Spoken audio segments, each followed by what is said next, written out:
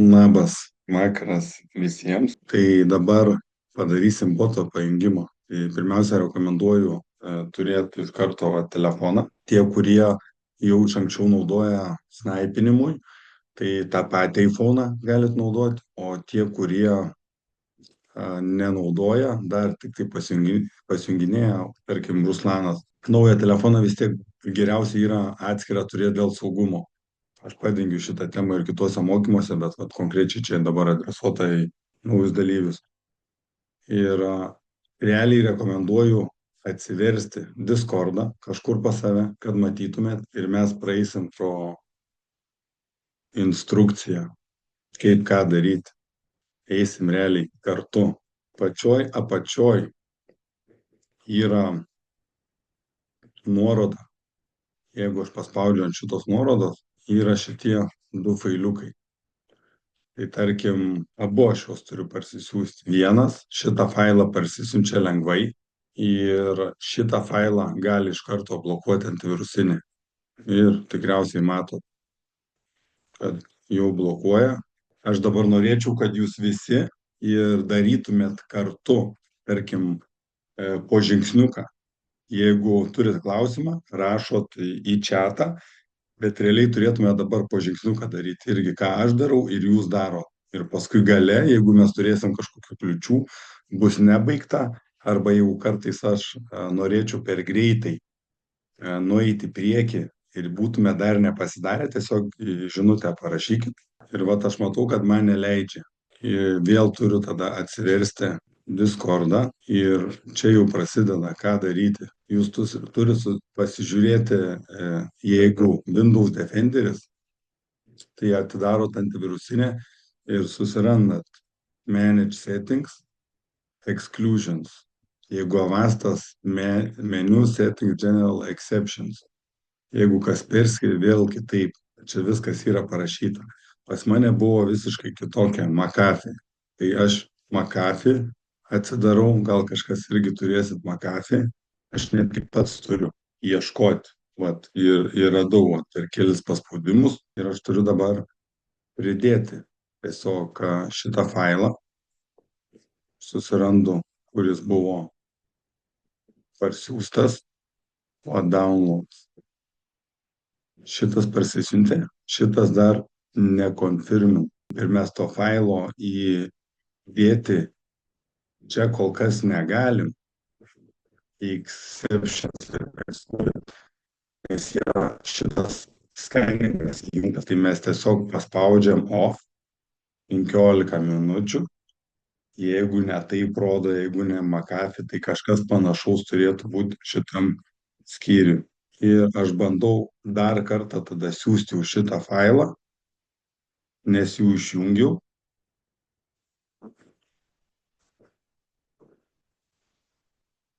Spaudžiu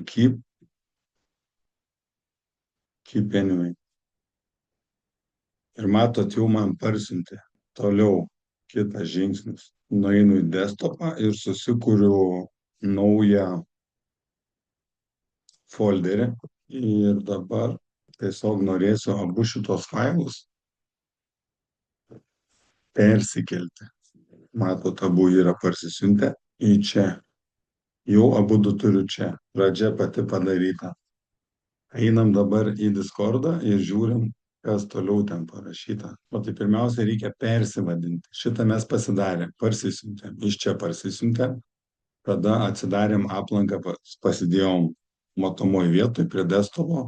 Tada galimai failas bus env, nėra jokio formato. Prieš tai turim taškelį padėti, kad būtų formatas. Tiesiog padedu taškelį, enter paspaudžiu.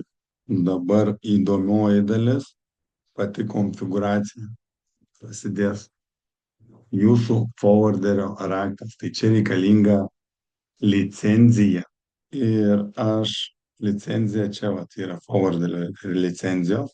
Tai dabar čia irgi yra instrukcija. Naudokite AD, kad sukurtumėte licenciją. Pridedam konkrečiai tik tai Jono. Komandos naudokite tas, kurios priklauso botui Jonas.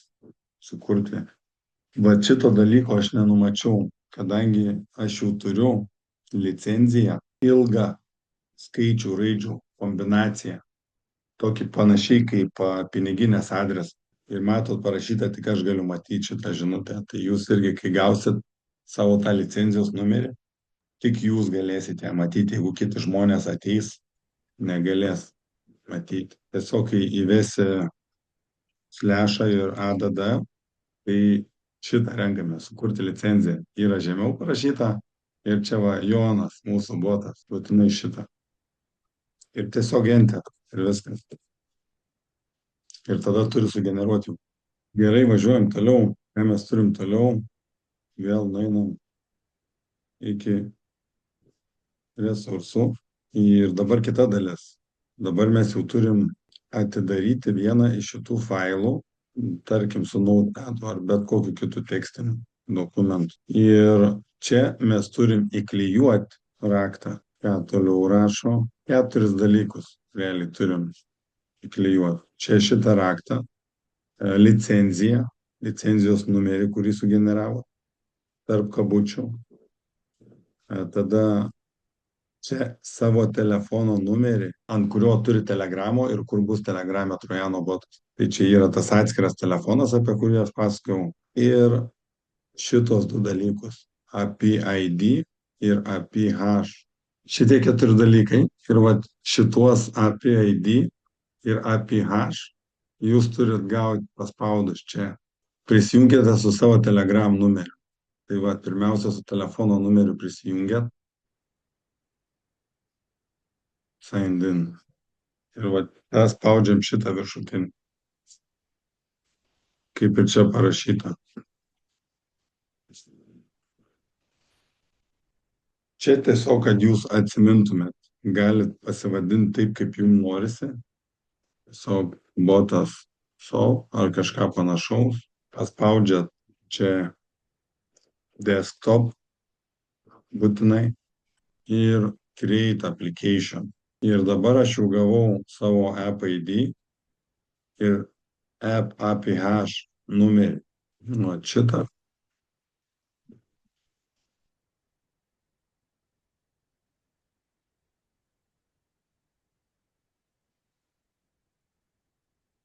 Šitą. Čia numerį parašyti.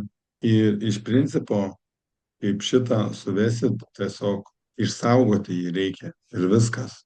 Kad jeigu dar kartą aš atidaryčiau šitą failą, jau viskas ten būtų.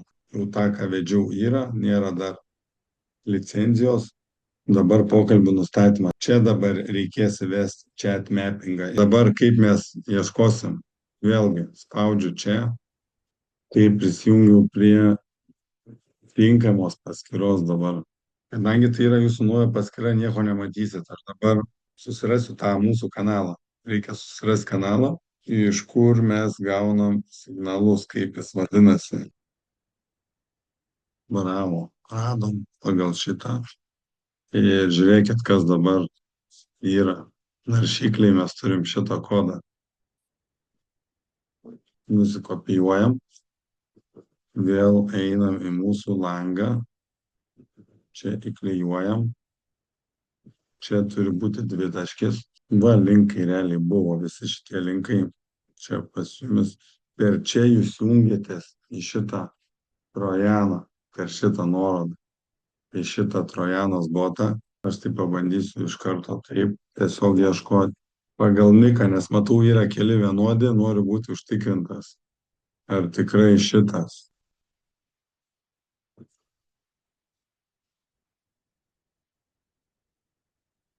Šitas. Mes spaudžiam start ir čia mes turim kitą kodą. Čia mums reikia įklijuoti.